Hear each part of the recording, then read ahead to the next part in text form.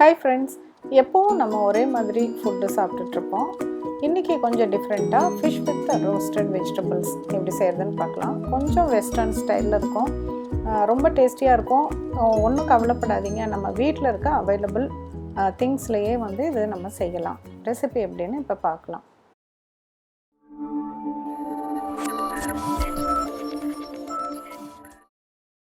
நான் salmon fish வந்து இன்றைக்கி யூஸ் பண்ணியிருக்கேன். முள் இல்லாத எந்த ஃப்ளெஷியான ஃபிஷ்ஷாக இருந்தாலும் யூஸ் பண்ணிக்கோங்க. இது வந்து ஒரு இட்டாலியன் ட்ரெஸ்ஸிங், அந்த சாலட் மேலே நம்ம ட்ரிசில் பண்ணி சாப்பிட்றதுக்கு. இதுக்கு வந்து கொஞ்சம் வெஜிடபிள்ஸ் வந்து எடுத்து வச்சுருக்கேன். கேப்சிகம் அண்டு பரங்கிக்காய் வந்து ரொம்ப நல்லாயிருக்கும். அப்புறம் லெட்யூஸ் இல்லைன்னா கேபேஜ் யூஸ் பண்ணிக்கோங்க. இதெல்லாம் மெயின் இன்க்ரீடியன்ட்ஸ்.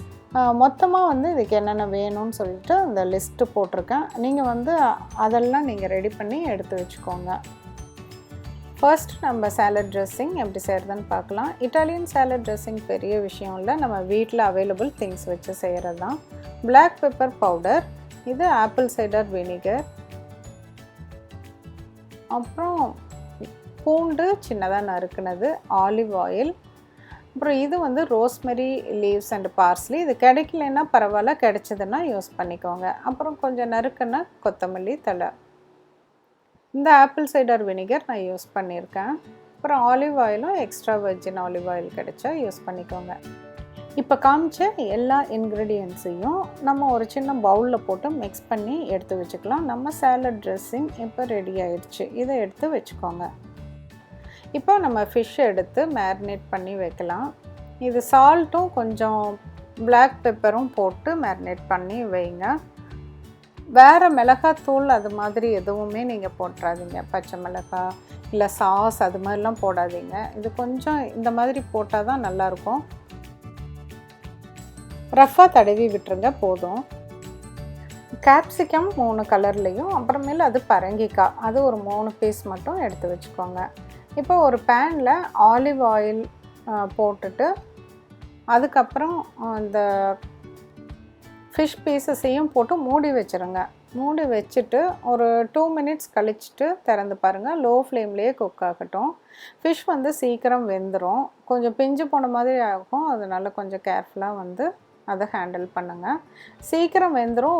ஒரு 5-6 மினிட்ஸ்க்குள்ளே ஒரு தடவை திருப்பி போட்டு மூடி வச்சுட்டா போதும். அதை எடுத்து வச்சுக்கோங்க.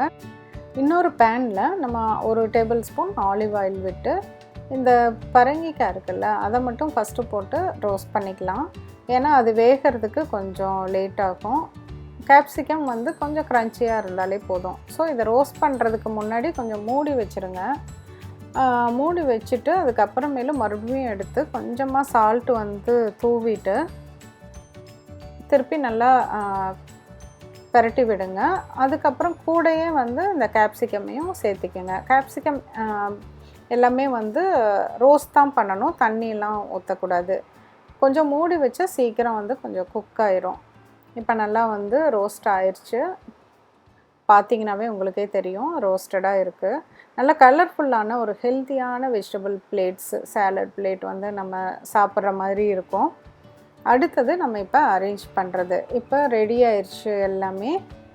ஃபிஷ் வந்து ஒரு சைடு வச்சுக்கோங்க. அப்புறம் லெட்யூஸ் நல்லா சாப் பண்ணது, அதுக்கப்புறமேலு இந்த வெஜிடபிள்ஸ் எல்லாம் வச்சுக்கோங்க.